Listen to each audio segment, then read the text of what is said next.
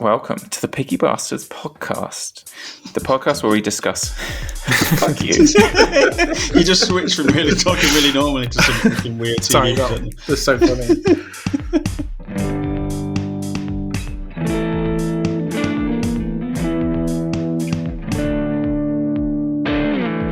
Welcome to the Picky Bastards podcast. The music podcast Well, I was going to say, there's three of us. We've all failed at learning music, but we're here to tell you all about music that we think is good, which makes no sense. But we're here anyway. I'm joined by Fran. Hi, Fran. Hello, Mr. Paul. How's your goofy voice? It's pretty good. Cool. It's morning. It's morning. It's early. And Sam is also here. Hi, Sam. Hi, Matt. You ready? You feeling excited for this list? Always ready.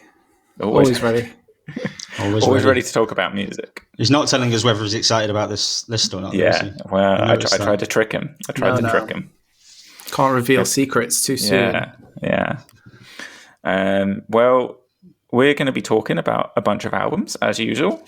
So the albums we're covering this time are Finneas with with Optimist, not The Optimist. Natalie Hemby with Pins and Needles. Joy Crookes with Skin. Lonely Guest with a self-titled album. Boards of Canada with Music Has the Right to Children. And at the end, I'm going to be covering a playlist, all from Paul Weller. Cool. Nice. So to get us started, I'm gonna throw straight over to Sam, and I'm going to ask him, which album do you feel was the deepest? Yeah. So I feel like there was a really obvious answer to this. You guys might not agree, but I feel like the Joy Crookes album is probably the deepest in the sense that it feels like the most personal lyrically, and feels like the kind of she's very open and frank about her life and experience on it, which I didn't really get from anything else.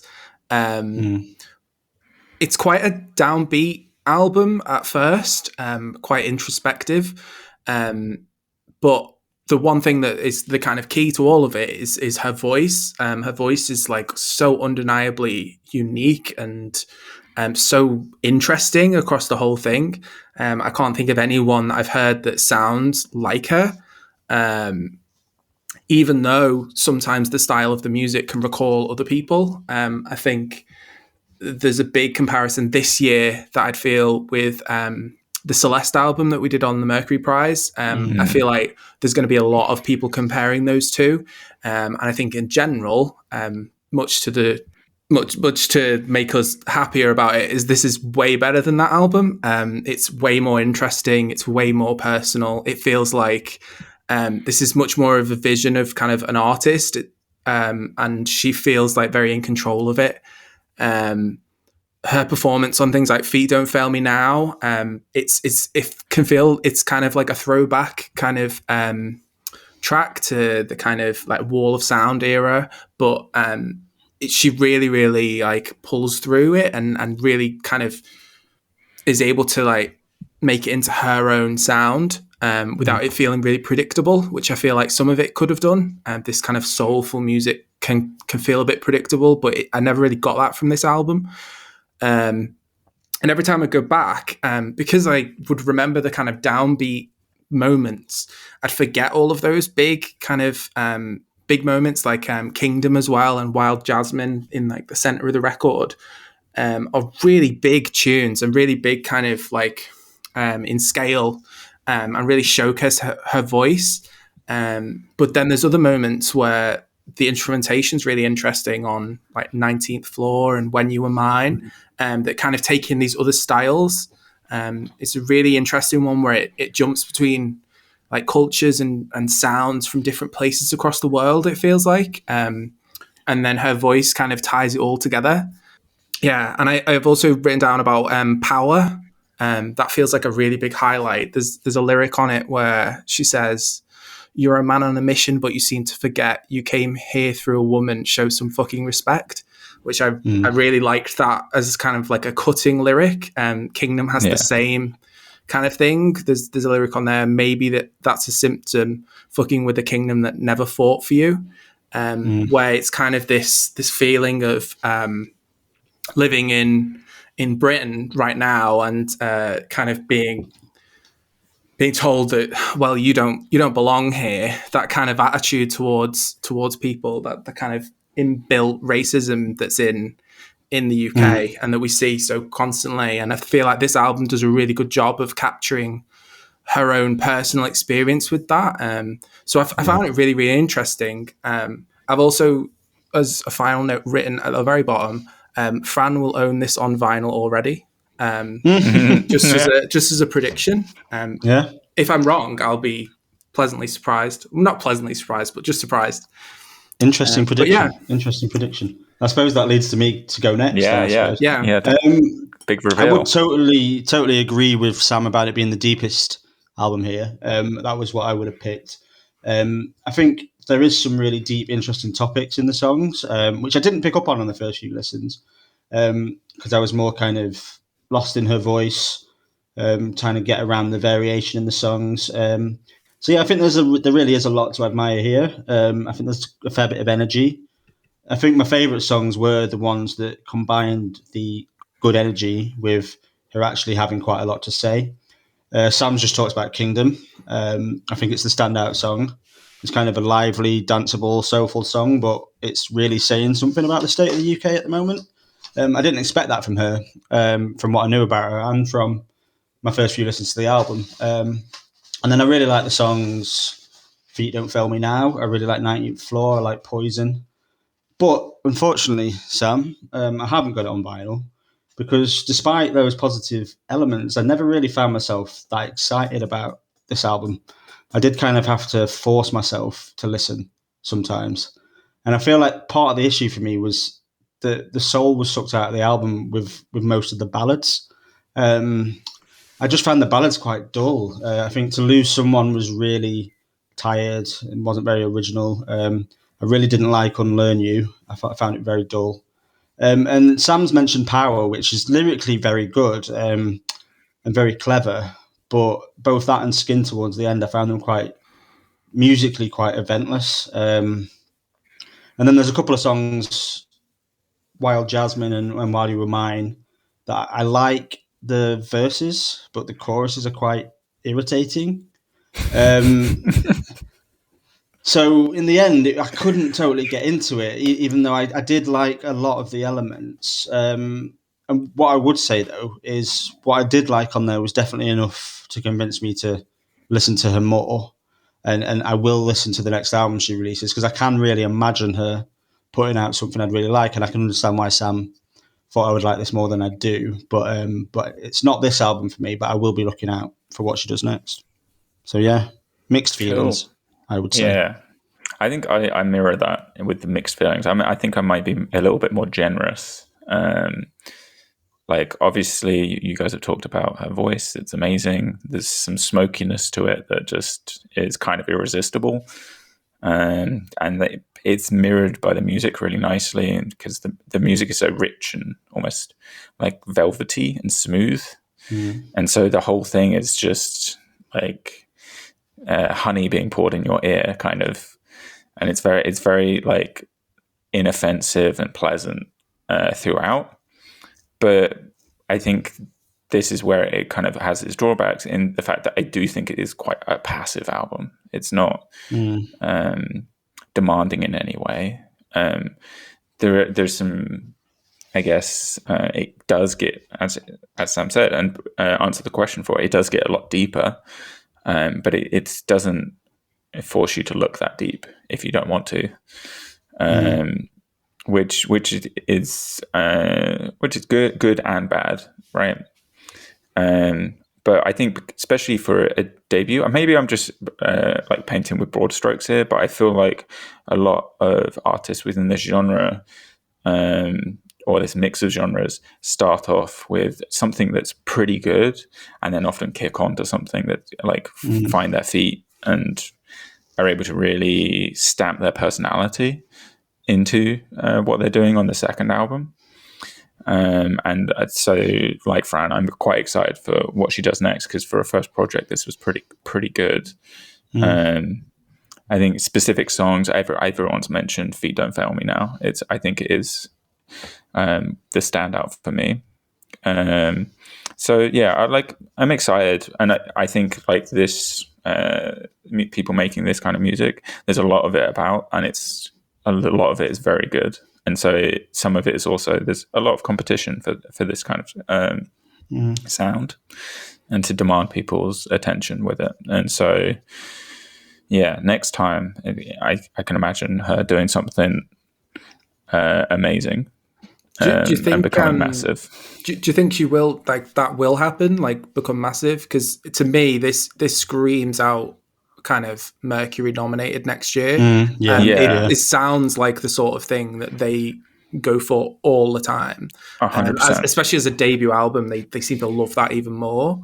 Yeah. Do you think like maybe next year, like festival season might kind of build up to then her breaking out in a big way? Because like, especially because this music is used for so much as well, like for TV events, for like various montages and all of that jazz. It really just has to be picked up, and then it get into the like the culture and the atmosphere, and then it can all of a sudden it will be like a bestseller. Yeah, it's done well though already. This album, hasn't it? Yeah, totally. Because I think when I picked it for the podcast, I thought I was kind of picking this not very well known artist, and then I sort of saw the Spotify listens are very high, and I think she got in the top 10 with the release. So I'd never heard of her until I just randomly saw the video for "Feet Don't Fail Me Now," and I think I do think she'll go big, and I think she'll probably get a Mercury nomination.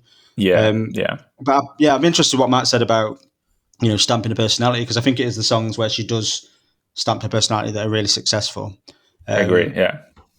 And in comparison to Celeste that Sam's put up as well, it's much, much better than that record. And she does really feel like it is her record for most of it. So I think she's not far off. I think it just needs a few tweaks for me. The ballads just felt a little bit too Adele for me. A little bit too big. So I'd lose some of them. But a good album. Cool. Right. Well, Fran, keep on talking. I want you to tell me which album was the most shallow.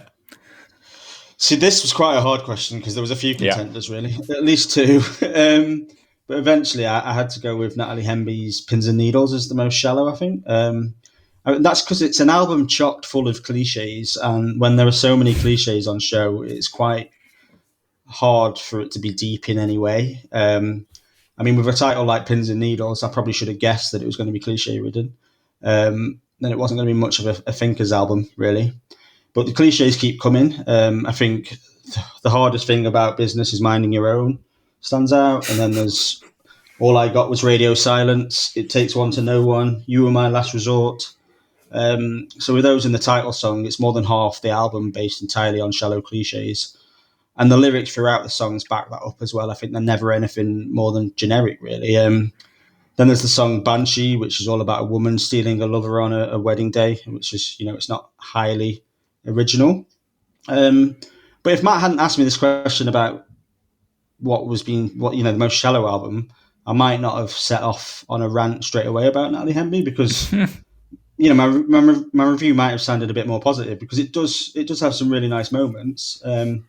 I think New Madrid is a lovely song, although I originally, for the first 5 or 6 listens, thought she was singing about how much she loved her new mattress rather than New Madrid, which felt a bit more interesting to me when it was about a mattress, but it wasn't. And I think when she really sings, instead of the talky singing that she does on songs like Banshee, she does have a really beautiful voice. But yeah, it's, Radio Silence is another one that, shallow and cliched as it is, it sounds really beautiful. She probably sounds the best. So in the end, it's very much just okay for me. It wasn't annoying enough that it's going to be one that sticks with me as one of those ones that I hated from the podcast. But I think I will totally have forgotten it exists by the time we next record a podcast. So it didn't really stick with me, either in a bad or good way. Yeah. Yeah. What do you reckon, Sam? Who wants to go? Yeah, I'll go. I guess both of you probably know that if anyone was going to like this, it was me. Like going into picking this, I'm sure neither of you had heard of Natalie Hemby at all, or would. No. I'd heard of her, actually, the Highway thing. Yeah, the Highway. That's one of the main things. She's kind of like one of the main writers in Nashville, and she's had like huge hits with like Casey Musgraves and Miranda Lambert, and she wrote 2 of the songs from Star Is Born with Lady Gaga, and that kind of. So some of the biggest hits of the last like decade in like the country world have had her involved, usually alongside some of the other songwriters and stuff. So going in, that was my kind of perception of this, was as a songwriter's album, and I feel like it is exactly that. I feel like I actually enjoyed all of the songs. There wasn't any of them that I like actively disliked, but the problem is that I just didn't get a sense of who she is as a person and who she is as an artist. It felt very much like, well, this would make a great song for Little Big Town. This would make a great song for Miranda Lambert. And as someone who is kind of into that genre and into that world, I'm talking these people who are really, really great performers and can really deliver the sorts of songs like hit. So I felt like Banshee would work if it was performed by Miranda Lambert. It's a perfect song for her. And it often felt like some of these songs perhaps were kind of not offcuts, but like the sort of songs that they just write and then they never end up anywhere, or they get turned down for some of these bigger albums. So they're fine. I picked out New Madrid as well as one of the better songs here. And I actually liked the title track as well. I think, it's so, the whole album is so current country in the sense of it's the way that the songs are constructed and the way that the kind of lyrics develop, and the instrumentation being quite simple and stripped back at times. That's kind of very in right now for kind of a lot of these artists that are kind of doing quite well. That I think she wrote quite a few of these songs with some of those people. Like I think Brothers Osborne are on here, and so some other songwriters as well.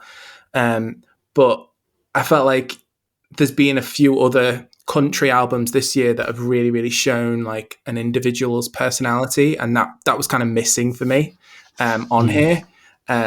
So it's like it was nice, and I'd probably listen to some of these songs again, but I don't know if it kind of grabbed me in the way I was probably hoping, knowing the sorts of songs that she's written for other people before that have become some of my favorites of recent times. I'm not surprised by your reaction, really, Fran. Well, I didn't hate it though. I think I know. I do want to make clear, like I started off very negative because of the question. I think like I had to start off with the negatives, but I didn't hate it. Even those songs that I'm saying are very cliche ridden, they weren't. There wasn't much on this album that was horrible. It just was very forgettable. Exactly. But I'm kind of glad. Yeah. I'm interested to hear you say that it's not a standout in the genre, because it's not a genre I know a lot about. I mean, I was kind of dreading you coming on and saying this was the best of this sort of music, because I'm glad that it isn't, because it still means there is some potential for me to. It just sounds like it sounds like 12 track 8s from other albums. Yeah, and it's like it's fine, but no one's picking those songs as their favorite from that album. That kind of thing. Yeah. So there was no real highlight standout. Oh wow, I love this song. It was all just kind of nice and there. Yeah. I think it's a really interesting point that I hadn't thought about, the idea of someone who's by trade a songwriter for others, and then they have to, when they come to their own album, almost learn to write for themselves again, and to put their personality in, where maybe they had to leave that out so that someone else could adopt the song. because it does reflecting on it in that context, it does feel like that. I agree with pretty much everything everyone said, so I'm not going to talk too much. It is a lot of stuff that I liked but didn't love, which to be honest I was happy about, because like Fran, I'm not super aware, or like I have a lot of naivety to country in general. I listened to bits here and there, but I don't really know what's going on with modern country. But I think the thing I quite liked in this is how much it veered into kind of a classic rock sound, like New Madrid, which everyone's talked about, like big Fleetwood Mac vibes all the time. And there was some other like more atmospheric songs with I think it's Lake Air. It was a very like atmospheric throughout, and had a kind of a bigger sound that kind of matched that, while also being, like you were saying, quite stripped back. You have kind of the excess and the lack of excess all at the same time, which was nice. But yeah, like I'm not going to listen to this again, but it does make me excited about one of the things that I was less excited about your future picks, which was going to be the integration of all this country. I'm not going to start picking like kind of Luke Bryan and like these like Garth Brooks or whatever. That's not where this was. Much more in the kind of the sort of songs that are on here are very similar to what the people I really, really like. That's kind of why I picked it. But reading up online, the kind of attitude we have towards this album seems like the kind of standard response. It's not. It's not like so we're boring. Yeah, we are kind of just agreeing with the general public at this point, which is Boo. I know, very dull. Right. Well, Sam, did you have a different answer for what you thought was the most shallow album at all? Yes, and I thought it was a really obvious answer, but I'm assuming this is the second one that Fran was going to pick, and that is Finneas, the other album I picked for the playlist. Like I have nothing but respect for Finneas and what he has achieved and what the music he has been a part of for the last few years. I feel like all of us really enjoy quite a lot of that music. He's won like 1,000,001 Grammys. He's like toured the world with his sister and all this stuff, and deservedly so. Love it. Love everything about it. This album is absolutely not worth being part of that conversation. I'm genuinely sorry for picking this, because I wish I hadn't listened to this, because it's made me kind of like rethink his kind of talent as an artist and as a writer. And it's like someone, like it's like he went to a party and someone was telling him the bits of the other music that they liked, but he got it the wrong way round and misheard them, that they didn't like it, so he did the opposite. And it's like this just has none of the same things that we loved about the Billie Eilish albums, or even any of the songs that he's done with other people. Like he did songs on like the Justin Bieber album that are more introspective and interesting than this. Like I don't understand how this has happened. There's some good songs on here. Like I say good, probably at a push, but like Love Is Pain and Hurt Locker. But even them, they work as a kind of singer-songwriter ballady type thing that he was doing before, because the things I've heard of him before, that's kind of what I expected. But then you go to the worst thing on this entire playlist, which is The Kids Are All Dying, the second song, and that opening lyric, bang bang knocking on my door, do you have a dollar, would you like to fund a war, what's your carbon footprint and could you be doing more, I tried saving the world but then I got bored. I've written down that exact fucking lyric. I don't have to explain why that is a horrific entry point to a song, and then the song does not get better from there. It's just so, it feels like someone's like when you like write articles online so that they get more hits on Google, so it's like a generated thing.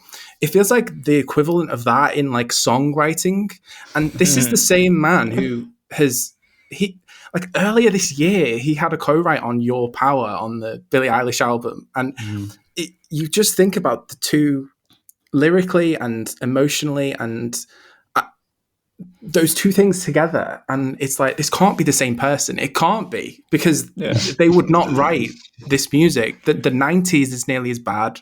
Oh God. On some other places, it's just so awful. And I feel bad like comparing it directly to the Billie Eilish album from earlier this year, Happier Than Ever, but it was only a few months ago. So we're in the creation. It must have been the same sort of time period, the same sort of moment that they were both creating these records. And even there's a track, Happy Now, which feels very much in the same sort of wheelhouse as that album. That kind of, it's got that like bossa nova kind of thing in the background. But even that, it's like, it feels like a song that would have never, ever possibly made it onto that Billie Eilish album, because it's absolutely nowhere near as good as anything else that's on it. Yeah. So then on here, it's like, what is this album for? Like, what? I don't understand. I don't understand it. And I actually, when I wrote the notes, I don't think I made it seem like I hated it this much. I'm not like, this isn't the worst album ever, but I really expected more. Like I had, this is, he doesn't have an excuse. That's basically the thing, is that it's like, when you've got a proven track record of very, very recently being part of very, very good music, and then this is the album. It just, it's just not the one. Yeah. So yeah, I think I'm going to jump in. I think that's the thing about it, is I agree, because there are bad albums like this are released all the time, but the fact is, from someone who, like, how many Grammys did Billy win for the first album? That he did everything, like, was all over. He won more than she did that year. He won 7 Grammys, I think. That year. 7 Grammys. And this to me felt like this was the kind of album that a Britain's Got Talent winner would put out 1 month after them winning. Like, I don't even think it's that good.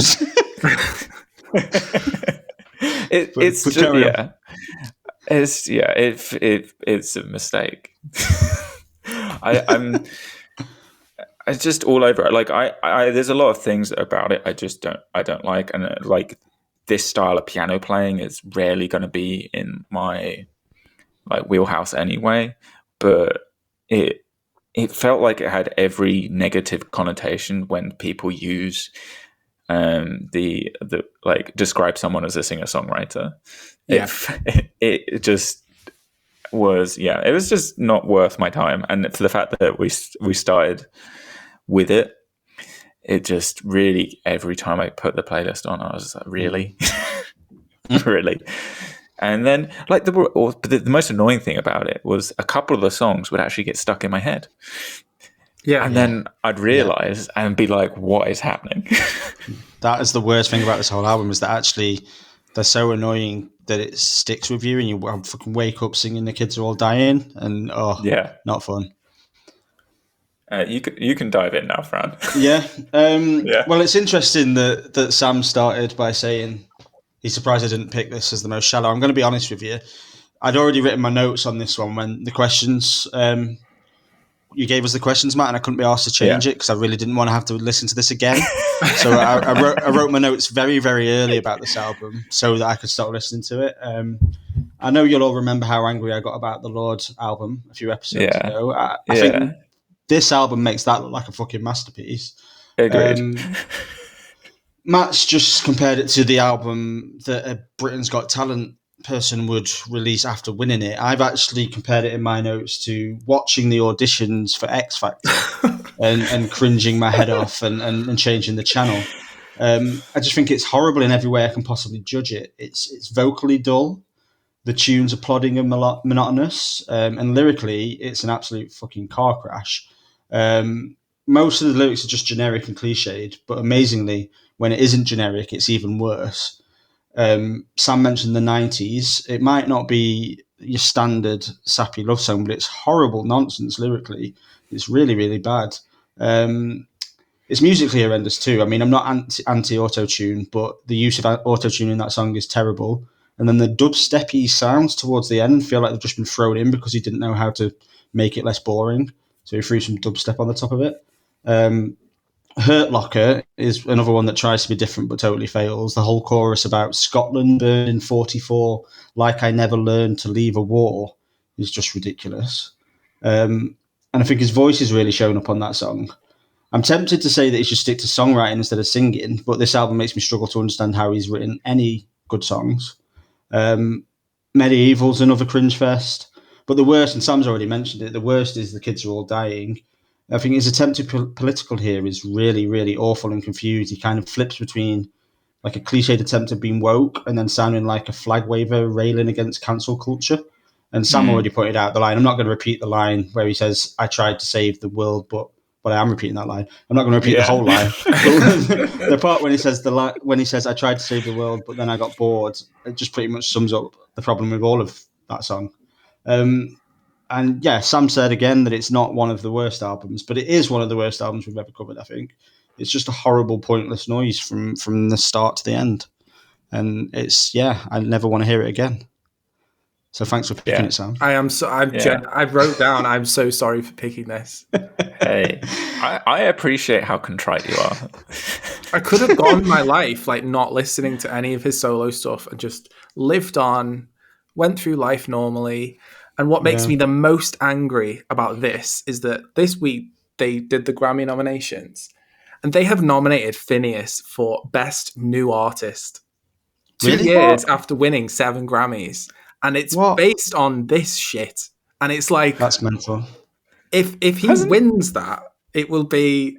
I can't understand why the industry seems to think that he's going to be this massive solo star now. No. I mean, I don't think this album has done that for him. Clearly. I mean, I've only seen one other review anywhere else, and it was Pitchfork. And I know Pitchfork, not always reliable with pop, but they gave it a 5, I think. That seems generous, really. It does really, doesn't it? Yeah. Right. That's wild. Yeah, I'm sorry. I was going to say something better, else. But that would be literally anything else. So I think you should start something though, Matt. You've not started us off. Yeah, I was going to say, I might start with switch gears and let's do Boards of Canada with Music Has the Right to Children. And so so this is the classic album. It's from the late 90s. And I quite enjoyed it. I did think it's a word I've been using or a thing I've been thinking that it's quite passive still as an album in general. And so in the context of everything else we've been listening to, it was able to maybe stand out a little bit more than it should do because of that, I think. But it has this very like dreamy like nature all the way through that I quite enjoyed. You compare it to like, I don't know, similar projects and similar artists that would be doing similar things like Aphex Twin and things like that. And it's even more like withdrawn than they are. And as a result, there were times where it felt quite empty, but it did feel purposeful in that emptiness. As you could almost hear them leaving space after the notes, which I like the deliberateness of it. But when you have song after song after song of that, it does get to a point of like, show me something. And there are tracks that do manage to do that, I think. Like, I think the real standout is Roy Jubov. I think say it again. Sorry, how'd you say it? Roy Jubov. Yeah, okay. Whatever, the colours. It's the colour one. Yeah. It's the rainbow. That's what it stands for. Yeah. Wow. I knew I'd seen it before. You just think it was nonsense? I knew I'd seen it before, but I didn't connect the two. When I was seeing the title, I was just like, I know that from somewhere. Yeah. Maybe it's a really famous song. It's only when you just said it, it's clicked to me why I know that. You need to learn that rainbow. You need to learn that rainbow for to Yeah. Yeah, from my child, you should probably finish that because I don't know what else you're trying to say. But Yeah. yeah, Roger Biv. Okay, sorry, carry on. But like this is one of the favorite songs that I've heard of this kind of like electronic trip poppy kind of music. It's the synth melody that kind of is driven throughout it has this very like early 80s Giorgio Moroder kind of vibe, but then it's incorporating these beats on top of it. And so this kind of mashing it all together, it's like, it sounds very of its time, but also very not at the same time. So it all builds something very enjoyable. And there's a bunch of other tracks that I really enjoy, like 6010, and a couple others. And I think a lot of the time that I do enjoy it most is when there's vocals getting involved. And again, the vocals are really interesting because they sound like something recording onto like an answering machine, and then it's being fast forwarded. So they're like barely there, but they are there and they are doing something. And so it just adds it all together. So I really dug this album. I was not sure about it because of the name, and then I was pleasantly surprised. To be honest, I had heard nothing about it and thought, based on the name, it was going to be some like weird indie rock project, and it definitely wasn't that.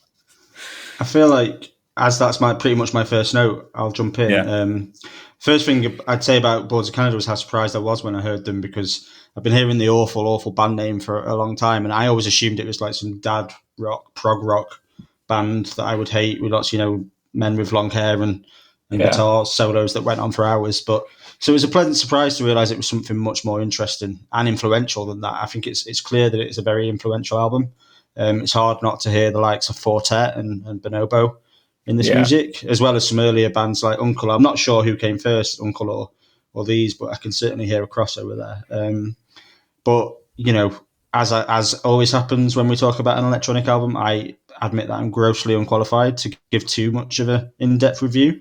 I don't think there's loads I can say about it on a technical level, but in terms of sort of electronic, largely instrumental albums we've featured, it's definitely been one of listenable and easy to appreciate for me.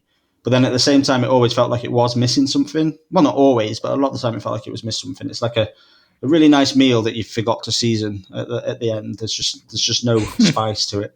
I think if it was like a 30, 40-minute album, that might not have felt so stark to me, the fact that it felt like it was missing something, but it is very, very long. So by the end, I'm sort of crying out for a bit more to it. But then I know that's a me thing, it's a lyrics thing, and I know that's just me. So I can definitely see why this is so regarded, and I think I'm glad that we listened to it. But that's probably all I've got to say. Sam?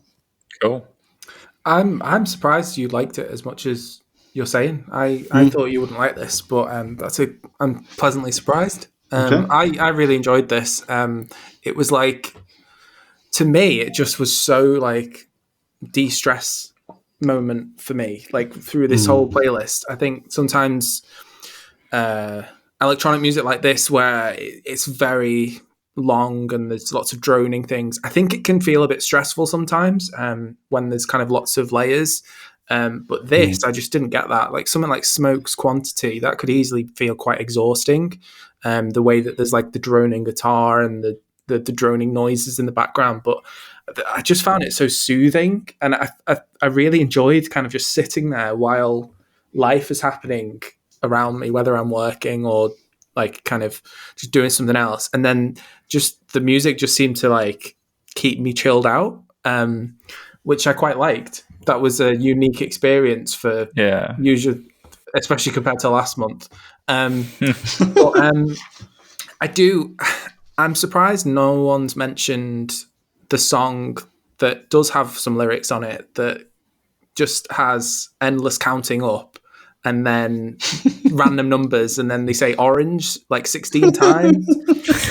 Because I thought you two would definitely mention that, but I just found it like hypnotic. Like it was like this like mantra going through my head. Like I have no idea what they're trying to say, if they are trying to say anything, or if it is just like kind of stock like a stock sound of like someone talking.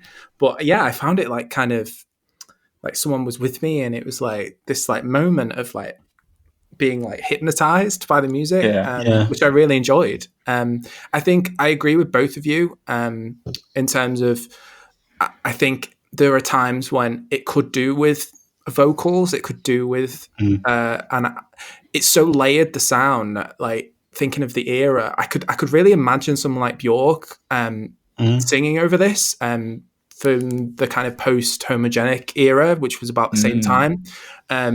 That kind of those kind of, like you said, that like trip hop kind of era of this electronic music, and there'll be other people that could possibly have done that. The only problem I found outside of that was that there were a couple of songs that I think listening in 2021 sound kind of like, you know, like royalty free YouTube music. Yeah. And I feel like the problem that isn't a bad thing about this album. I feel like it's more of a comment on the fact that this album is the sort of thing that those royalty-free music try to replicate, that kind of mood. Because it is a classic. If this had been released this year, I do feel like that would be a problem, and it would sound like that. But I really enjoyed it, and I found it really kind of chill out moment, and I just liked sitting there and just relaxing to it. So yeah, it's quite nice. Did feel like a buffer against the world. Yeah. This like was defense. It kind of calmed me down after listening to that Finneas album. Yeah. Well, that's good. Oh, well, this is thumbs up for the classic, which is not actually that common. No. Well, with one more album, Fran, do you want to kick us off with Lonely Guest? Yeah, sure. Yeah. So, other than one song off the Joy Crookes album, Kingdom, I'd say pretty much all of my favourite songs from the playlist were here on this Lonely Guest album. I enjoyed the mix of styles and genres, and I like the way that the guests are used kind of sparingly. I think Christmas Trees is great. I really enjoyed, I forgot his name now, but the guy from Maximo Park coming and using one of his classic, Paul Smith, coming and using one of his classic lines from one of his classic songs in a totally different context. The line, I hope that I'm still alive next year. I think it's very differently used in this song, and I really like that. I enjoyed Pay My Taxes. I enjoyed Move Me. On a Move, Pipe Dreams. I like Pre-War Tension, which has a very brief Joe Talbot from Idols verse, which is probably about as much Joe Talbot as Sam can stomach. I think each song has its own little thing that makes it special. I think they're all kind of loosely linked by the presence of Tricky and general trip-hop influence. And I also think that the singer Marta, who keeps popping up throughout, she's probably the most used guest, has a really captivating voice. But then as an album, I'm not really sure it feels all that whole or developed. It feels a little bit like some mates popping by to see Tricky and throwing down a verse, but not like there was an aim or a plan for the project, which I think is a shame in the end. Because I think there's the beginnings of something really good here, but it needs fleshing out. I think we talk a lot about this a lot when we feature collaborative albums, like whether they feel complete, whether that matters, and whether it feels like an album or just a collection of songs. And I think maybe because of the way we are, we do a podcast about albums. Maybe we're a bit more married to the album format than some people. Maybe it's okay that this is just a lot of good songs, but I think the lack of cohesion prevents me from really engaging with it in the way that I could have. I don't think it'll be like making an in my end of year list, or I'll be going back to it. And I think my main thing is I'd kind of enjoy certain songs at certain times, but it'd be rare that I would be sort of sucked in by the whole thing. So yeah, I think there's some really good stuff on there, but I would have liked a bit more care around the whole album as a project, I think. Sure.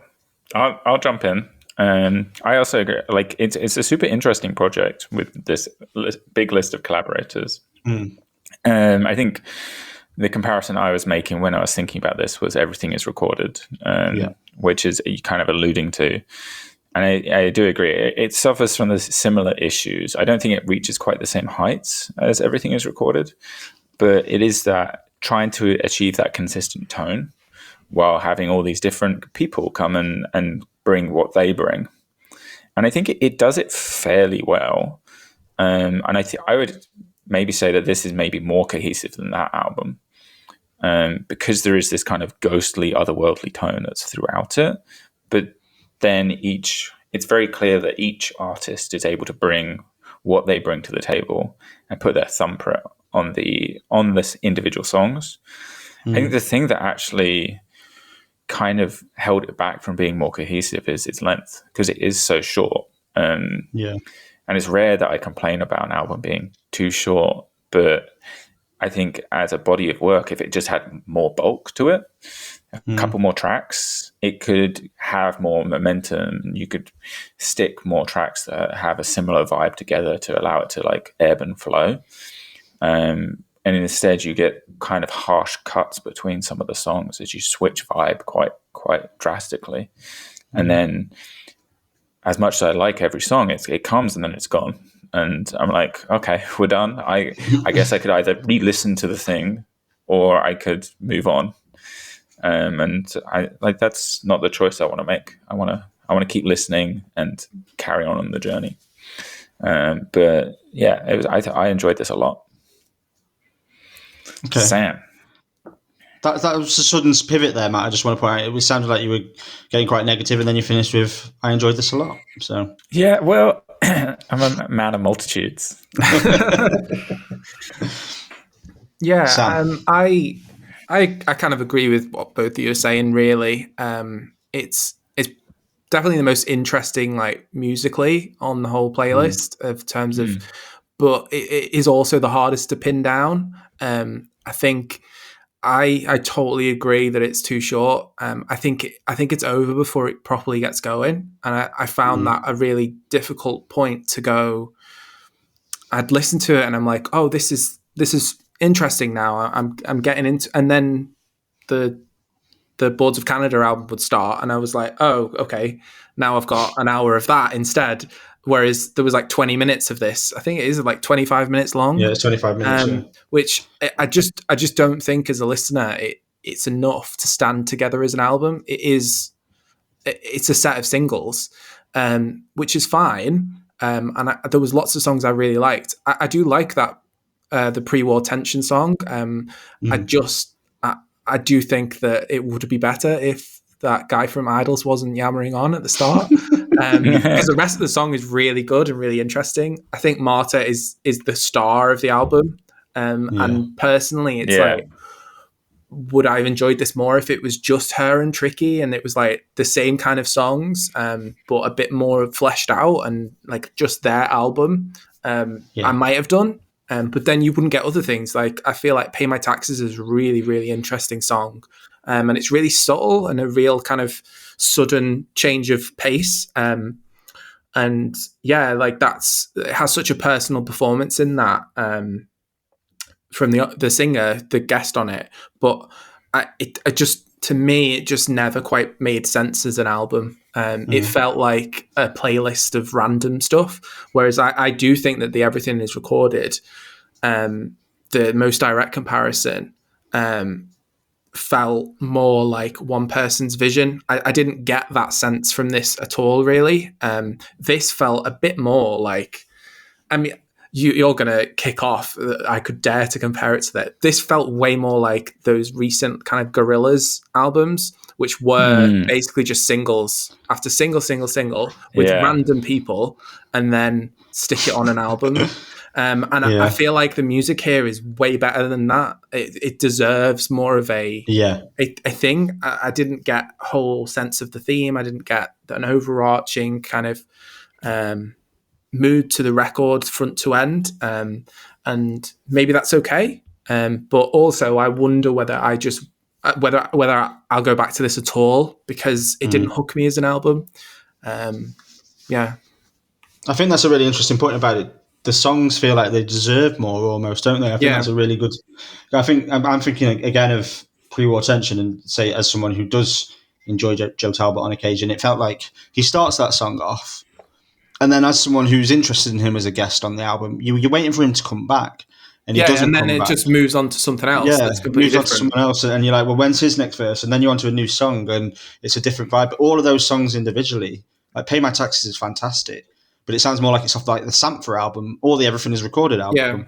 Yeah. And they're all just sort of, this could be a great project on its own, like a Tricky and Paul Smith from Maximo Park album, be great. But instead, we've got little bits of all these different potential albums rather than an album, I think. Yeah.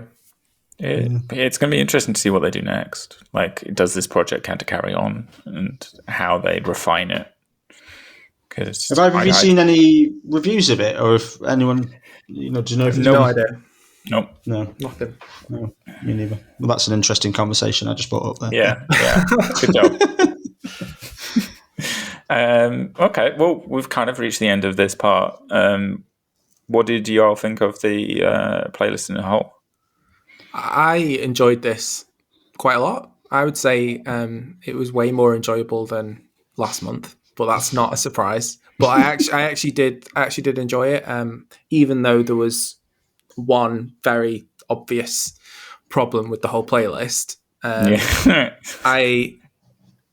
was lots to get into, and actually the albums, when I'd go back to them, I did enjoy them more than I remembered each time. So it kind of was like I kind of got more out of it the more I put in. And it was nice and varied. It felt like there was a lot of different things going on. And not. What was your favourite, Sam? I'd probably say the Joy Crookes was my favourite, but I do like the Natalie Hemby and I do like the Boards of Canada, but I feel like the Joy Crookes is something that, outside of the playlist and outside of doing it for this, I feel like that's going to be one that into next year I probably listen to a lot more once she kind of gets going a bit more. Is she going to be eligible for next year's Mercury? I'd assume so. Yeah. I never follow the dates.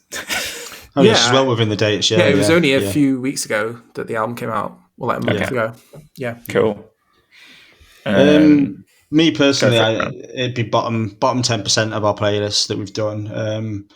I just didn't want to go back to it. I was just very bored. I found most of the albums boring in some parts, even though there were standout moments on a few of them.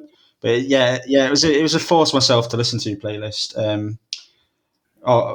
Some good stuff on the Joy Crookes. Boards of Canada I thought was interesting, but I won't listen to it again. Lonely Guest was probably my favourite, but again, all the issues we just pointed out there. So not one of my favourites. I'm in two minds about it, because I think it's really what Sam said. This album is full of growers, and I found myself like really starting to like the albums when I was completely running out of stamina for listening to these albums anymore, because they're all so like, the ones I liked are very passive, and so I'd end up liking a lot of the stuff, but there was never any moments where I was just like, I can't wait to get to this. The closest was the Rainbow songs on Boards of Canada, because I was generally like, I look forward to getting to that song, but there's a long way to get to that, and so it just ends up being, I think the music for the majority of this, in other contexts, it would have been contributed to much better playlists, but the fact that they're all together just kind of drags it down, anchors it down a bit, which is a shame. But I think that majority of these I'm like excited to listen to follow-up albums, which is exciting, but also not that exciting after listening to all this music for a month. And you will have forgotten most of them by the time the next album comes out. So exactly. Yeah. Right. Well, let's switch gears, and I'm going to talk about Paul Weller now, which is hopefully a lot more exciting than what we've been covering, and it's definitely going to be a bit more immediate, I hope. And so, for like context with my history with Paul Weller, like growing up, my dad was, I think I talked about my dad and music quite a lot in these sections, because he was the dominant music force in our household. He would, whenever he was home, he had the control of the hi-fi. We'd be playing David Bowie or classic rock, and that was it. And so I generally hated those at the time. I've come round to like a lot of it now, but it took a while. But whenever he was out or he was working or whatever, that's when, well, it was actually mostly me at that point putting music on. But whenever my mum got a shout, it was nothing but good music, really. I was really into the older bands that she was into. And there was kind of an interesting dichotomy with the music I was getting into, like all the kind of mod revival stuff and all the indie rock. And while she was playing things like The Jam and The Specials and Talking Heads, and that's what she was bringing. And it was like all the bands I was listening to were obviously directly influenced by that. And so, yeah, obviously Paul Weller's central to that kind of the indie rock and the mod revival scene. Like he's called the mod father for a reason. And really the Jam was what grabbed me first, because of how kind of brash and in your face, but also like it has this political underbelly to it as well, which is like I wasn't thinking about at the time, but definitely helped start to indoctrinate me in like more thinking a bit more about what the music's saying, and not just enjoying the rhythms and things like that. Although they're still the most important part of the music. And then also, as I like listen to the Jam more, I realize it isn't just like the stereotypical rock music, punk rock. It has all these extra like elements added, and they're like using organs and stuff like that. And it's almost as you listen later into their like collection of music, there's more R&B influence and things like that. And then I started to listen more to like things like the Style Council. And so in this list, I've kind of organized it very chronologically for a reason, because you can see the kind of evolution of him as an artist and his interests. And as he gets into Style Council, it's this like very 80s sound. And for me, that like really opened my eyes to a whole like generation of pop music that initially I just thought was incredibly cheesy. But then I realized there's some like real soul behind it, and obviously skill as well. And then as I attempted to pick up a guitar in my teens, it was Paul Weller songs that I was trying to learn how to play for all his solo stuff, like Broken Stones and Wildwood, because he has such a like.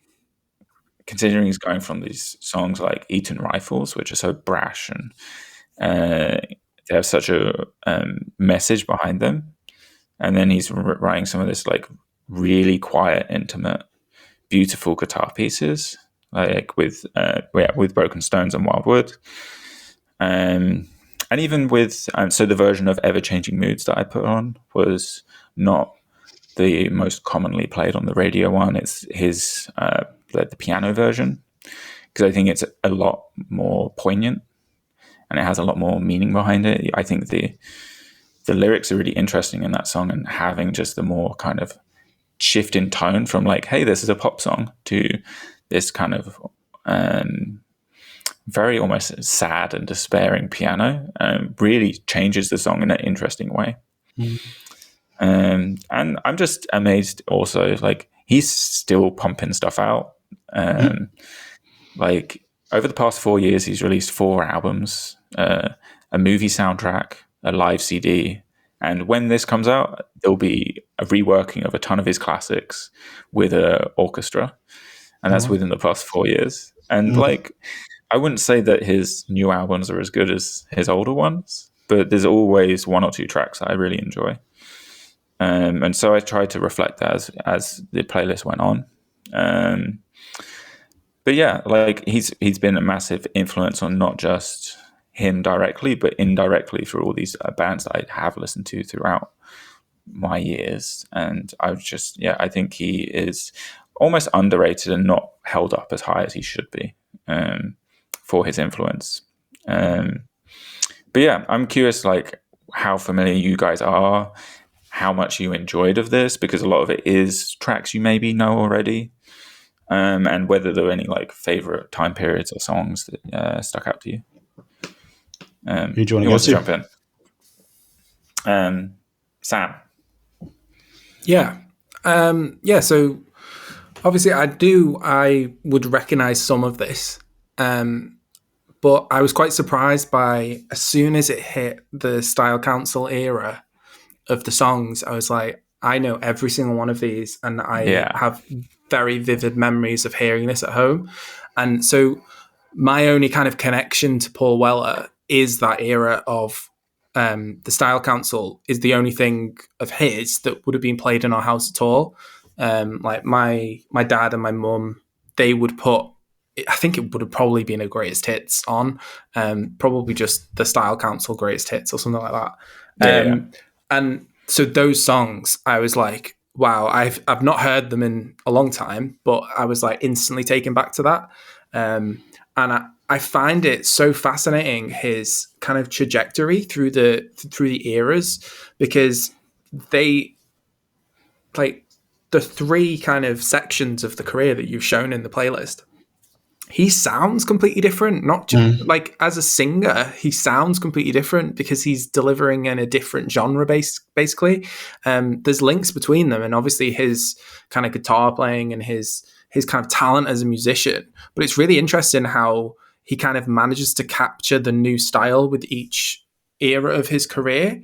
So the way that he performs the songs is so kind of drastically different, which shows like how great he is as a singer and as a performer as well. I personally, I was more drawn to the Style Council era just because I knew those songs more.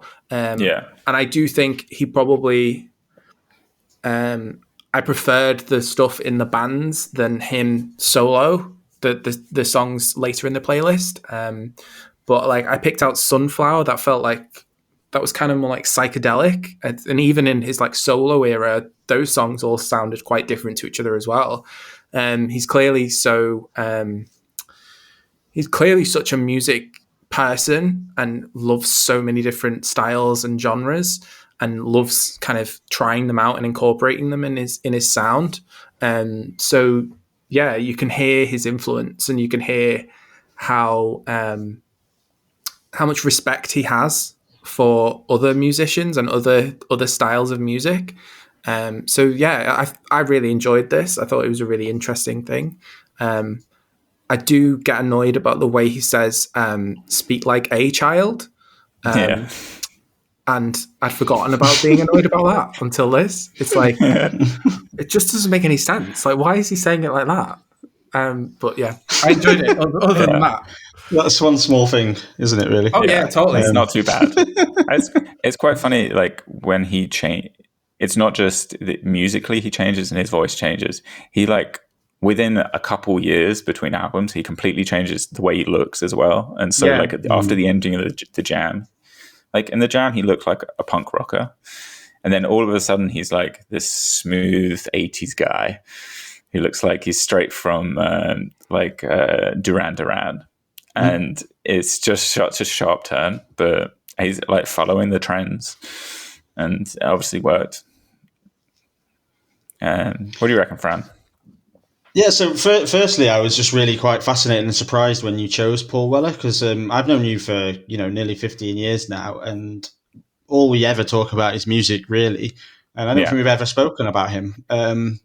So what I was trying to figure out was whether I was just forgetting some conversations we'd had about him, or whether maybe at some point you'd been trying to hide your love for Weller because you were a little bit ashamed.